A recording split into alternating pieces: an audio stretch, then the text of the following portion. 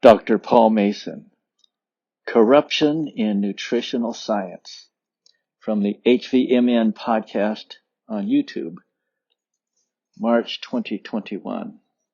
There's a lot of conclusions that are drawn in the medical literature that are simply unwarranted. So if, for example, we have a look at the Sydney Diet Heart Study or the Minnesota Coronary Experiment, which are both from the late 60s, early 70s, they actually found that removing saturated fat from the diet and replacing it with polyunsaturated seed oils was actually deleterious to health.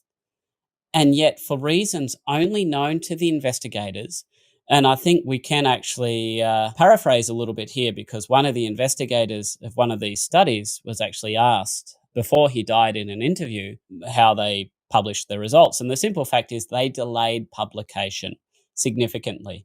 And even when they originally published, I think the Minnesota Coronary Experiment was published 16 years later after the conclusion of the study, they didn't provide data on all-cause mortality. And the study investigator simply said, we didn't like the results we got, so we didn't publish. The Sydney Diet Heart Study, they never published the all-cause mortality data either.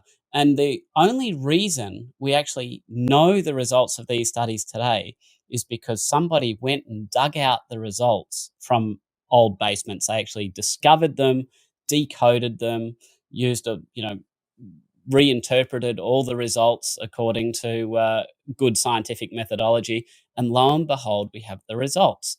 Large-scale randomized control trials show that eliminating saturated fat from the diet in place of polyunsaturated fats, that is, reducing your saturated fats, actually increased mortality.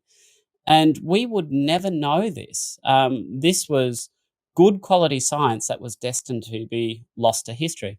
The Women's Health Initiative is another example, a little bit more surprising because it's in the modern era. They actually had a largest randomized controlled trial in the world, $700 million US, and they had a group of females who went on a low saturated fat diet. And the only statistically significant finding from the whole study was a 26% increased risk of complications such as angina and heart attacks and so on and so forth. And given that that was the only finding of the whole study, you would think it would be front and center of the results, front and center of the conclusion, mentioned in every press conference. Well, strike out on all three accounts. It wasn't in the results table. It wasn't in the conclusion. It was never mentioned in any of the press conferences. It was written in obscure language on page 661 of the reporting journal. This is just absolutely amazing. You know, we have solid science and it's literally buried.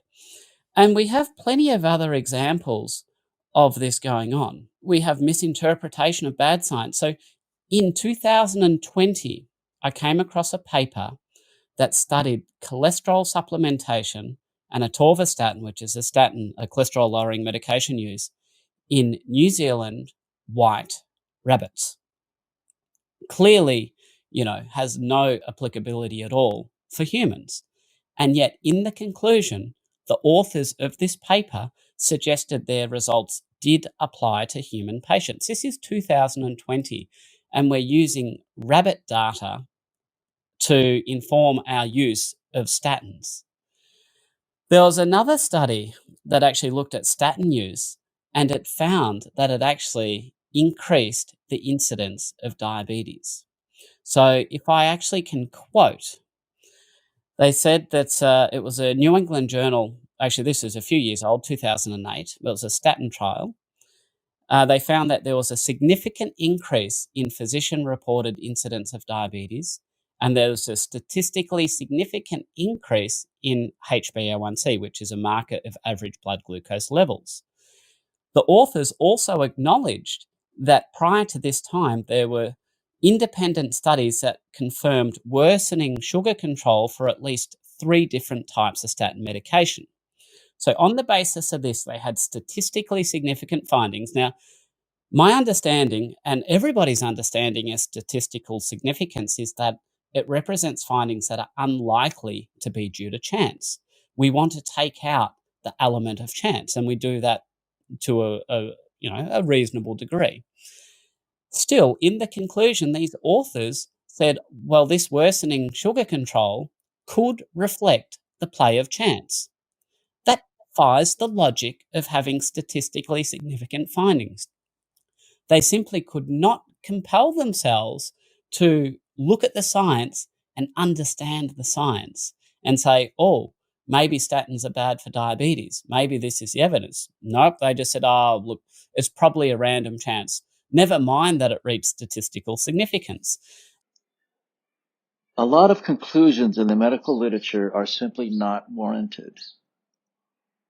For example, the Sydney Diet Heart Study and the Minnesota Coronary Experiment, both in the late 1960s and early 1970s, found by replacing saturated fat with polyunsaturated seed oils was detrimental to health. And for 16 years, they delayed publication of the results. And there was no data included on all-cause mortality.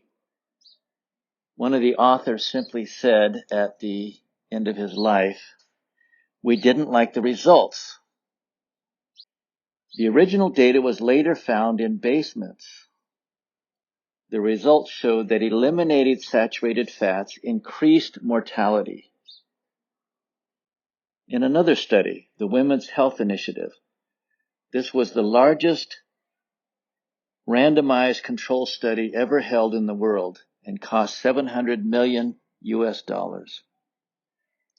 The results showed that those on a low saturated fat diet had a 26% increase in complications such as angina, heart attack, etc. These results were hidden on page 661 of the published paper. Dr. Mason says, "We have solid science and it is literally buried." In a 2020 study of cholesterol and statins in white rabbits, the authors actually suggested that their results did apply in humans. In another study in 2008, the results showed that statin use increased the incidence of diabetes and blood glucose. Also, 3 studies showed statins worsened sugar control. These results were statistically significant, meaning they did not happen by chance. However, the authors concluded it could be due to chance.